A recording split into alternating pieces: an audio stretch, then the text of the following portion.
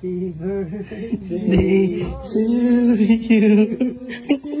Happy birthday to you. Hello mga Marites! Mag-aalas 12 na nga ng madaling araw dyan at birthday na ni Darang Bikbik.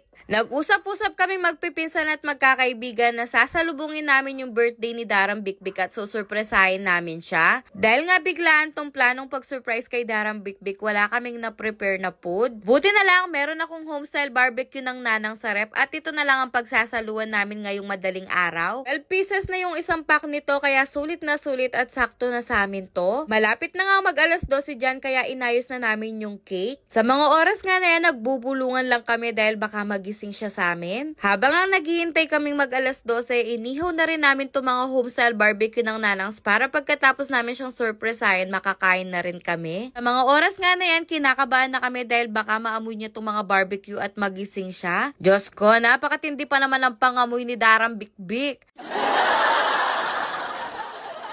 At nung saktong alas 12 na, sinindihan na nga namin yung mga kandila para surpresahin na namin siya. Sa mga oras nga na yan, pahina na ng pahina yung pagbubulungan namin. Na-excite na nga kaming lahat sa magiging reaction niya dahil wala talaga siyang kaalam-alam.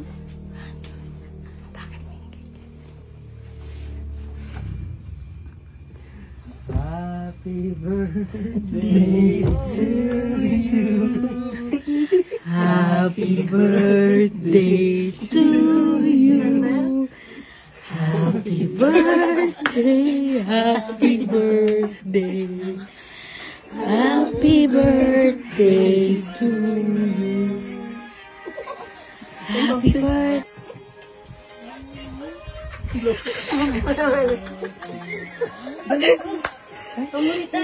Dali na.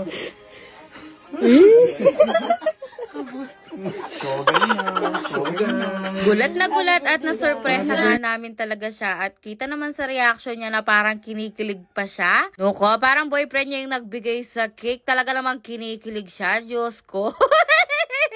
In fairness naman sa mga pinsan ko, talaga namang mahal na mahal nila si Darang Bikbik. Happy birthday Darang Bikbik. Love you, mua chup chup. Pagkatapos nga namin siya sinurpresa dyan, Nuko, kumain na rin kami dahil madaling araw na nga dyan. Napakasaya nga namin dyan dahil successful nga ang pagsusurprise namin kay Darang Bikbik. At kahit nga simple lang yung na-prepare namin na food, na enjoy naman namin dahil napakasarap ng homestyle barbecue ng nanangs. Napakalambot nito at talaga namang napakamalasa. Perfect nga itong ihain ngayong paparating na Pasko at bagong taon. Kaya sa mga gustong umorder dyan, nasa Shopee at Lazada na po yan. At kung gusto nyo makatipid, umorder kayo sa www.nanang.com. Ilalagay ko po sa comment section yung link. Check out na!